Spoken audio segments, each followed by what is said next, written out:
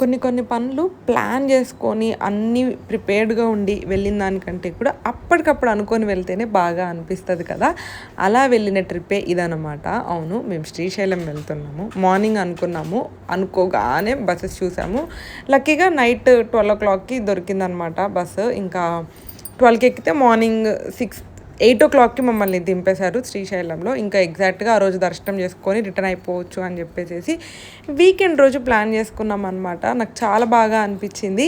మీ అందరికీ గుర్తుందో లేదో, నేను ఆల్రెడీ ఇంతకుముందు ఒక లాంగ్ వీడియో పోస్ట్ చేశాను. మేమిద్దరము కార్లో శ్రీశైలం వెళ్దామని స్టార్ట్ అయ్యాము. కానీ సగం దూరం హైవే ఎక్కగానే మా కార్ ట్రబుల్ ఇచ్చింది. మళ్ళీ వెనక్కి వచ్చేసి కారు బాగు చేయించుకొని వెళ్దాము అని అనుకున్నా కూడా కార్ రిపేర్ అయ్యేసరికి ఈవినింగ్ 5 అయిపోయింది.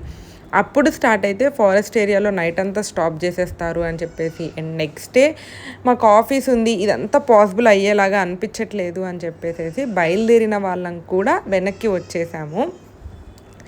ఫర్ ద ఫస్ట్ టైం నాకెందుకో ఇది నిజమేనేమో అనిపించింది. అంటారు కదా, శివుని ఆజ్ఞ లేనిదే చీమైనా కదలదు అని చెప్పేసి. అలాగే అప్పుడు మేము ఎంత ప్రయత్నించినా కూడా మాకు ఏదో ఒక ప్రాబ్లం వస్తూనే ఉంది ముందుకు వెళ్ళడానికి. ఇంక ఇది అవ్వట్లేదులే అని చెప్పేసి వెనక్కి వెళ్ళిపోయాము. ఈసారి అనుకోకుండా అలా అప్పటికప్పుడు బస్ బుక్ చేసుకొని వెళ్ళి దర్శనం చేసుకొని వచ్చామన్నమాట. దర్శనం కూడా ఎంత బాగా అయిందో. కొంచెం ఇబ్బంది అయింది రూమ్స్ కోసము. అందరికీ ముందుగానే చెప్తున్నాను, వీకెండ్స్లో వెళ్ళాలి అని అనుకునే వాళ్ళు అయితే రూమ్స్ మాత్రం కొంచెం ప్లాన్డ్గా వెళ్ళండి. ఏదర్ ముందు బుక్ చేసుకొని వెళ్ళడము, లేదా మోస్ట్లీ అక్కడ నాకు రికమెండేషన్ మీదనే జరుగుతున్నాయి అనిపించింది. ఇక్కడ నుంచి లెటర్స్ తీసుకెళ్తారు కదా, లైక్ ఎంపీస్ దగ్గర నుంచి, ఎమ్మెల్యేల దగ్గర నుంచి లెటర్ రాయించుకొని అలా వెళ్ళిన వాళ్ళకి మాత్రమే రూమ్స్ ఇస్తున్నారు. మాకు తెలియక డైరెక్ట్గా వెళ్ళాము. సో రూమ్స్ కొంచెం ఇబ్బంది అయింది. ఒక 1.5-2 hours తిరగాల్సి వచ్చింది రూమ్స్ కోసము.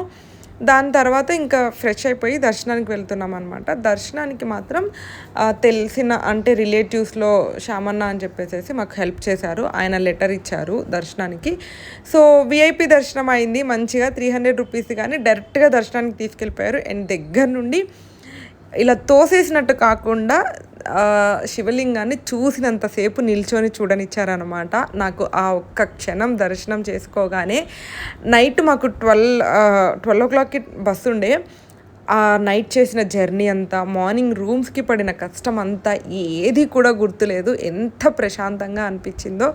అబ్బా, అందరూ అంటూ ఉన్నారనమాట, మీరు సగం దూరం వెళ్ళి వెనక్కి వచ్చారు, అందుకే కొన్ని పనులు అవ్వట్లేదు ఇంట్లో, మేబీ అందుకే మీ పనులు అవ్వట్లేదేమో, వెళ్ళిరండి అంటే ఇంకప్పటికప్పుడు అనుకొని వెళ్ళాము.